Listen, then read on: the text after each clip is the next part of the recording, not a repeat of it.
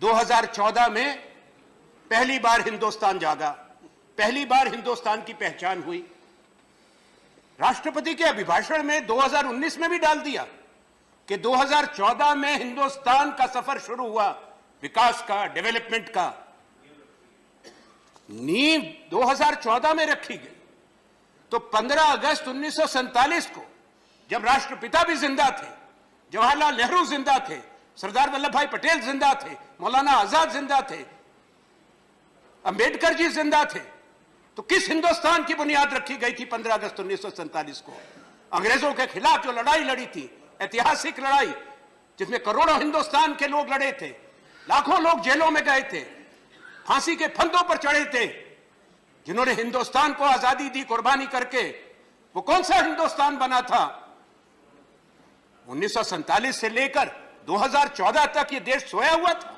जो आपको इन शब्दों की जरूरत पड़ी, stand up India, startup India, खेलो इंडिया, ना देश जागा हुआ था, ना कोई विकास हुआ था, ना ही देश के बच्चे खेलते थे।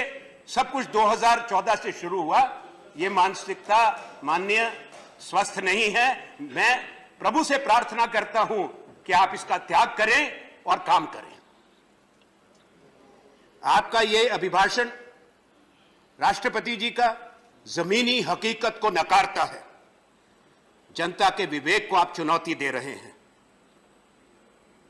जैसा मैंने कहा, इसमें कोई नई रोशनी नहीं है। जनादेश का आपने कहते हैं, हमने तो स्वयं बार बार बधाई दी, गुलाम नबी जी भी आ गए, सबने कहा, पर यह विजय पराजय तो प्रजातंत्र का अंतरंग हिस्सा है। चुनाव होता है, एक जीतता है, एक हारता है। आप जीत गए। आप में से खुद ही कुछ लोग हैरान हैं कि इतनी बड़ी जीत हो गई। मैं उसको पे कोई चर्चा भी नहीं करना चाहता। हम यहां बैठे हैं, उम्मीद जरूर रखते थे कि हम शायद आपको वहां से यहां ले आए। हम सारे ही सोचते थे, पर जो भी हुआ, जनादेश है, हम यहीं बैठे हैं, आप वहां बैठे हैं। पर हम एक चीज जरूर कहेंगे कि आपकी और हमारी दो अलग अलग विचारधाराएं, बहुत बातें इस सदन में, उस सदन में चुनाव के बाद कही गई भारतीय राष्ट्रीय कांग्रेस और हमारे नेताओं के बारे में, उन नेताओं के बारे में जिन्होंने हिंदुस्तान के लिए कुर्बानियां दी हैं, इस देश को बनाया है, देश को मजबूत किया है। हमको भी नाज है, हिंदुस्तान को भी नाज है और दुनिया भी उनको सलाम करती है। यह विचारधाराओं का टकराव रहेगा,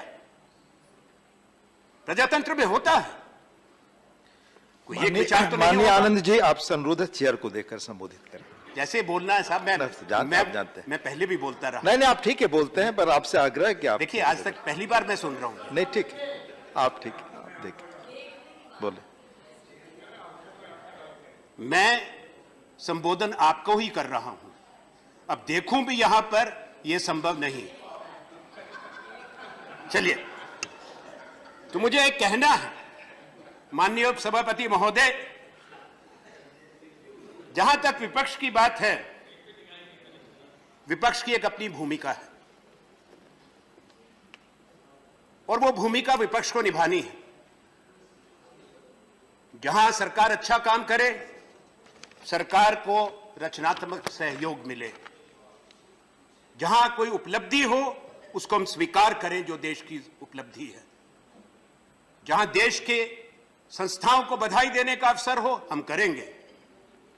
पर देश की जनता यह उम्मीद करती है कि देश का विपक्ष मजबूत रहे, लोगों की आवाज उठाए, सरकार को चेताए, सरकार को जगाए, सरकार की आलोचना करे, निंदा नहीं, आलोचना करे, और अगर आपकी कोई नीति गलत हो, उसका विरोध करें। और मैं ये कहता हूं आज इस सदन में, कोई भी नतीजा आया हो, हम प्रतिबद्ध हैं जनता के प्रति।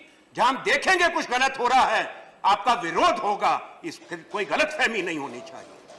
जब गांधी जी के 150 साल की आप बात करते हैं, क्यों आपने ये नहीं कहा कि उसी यूनाइटेड नेशंस ने 2 अक्टूबर जो महात्मा गांधी की जयंती है, उसको international day of non violence करार किया है?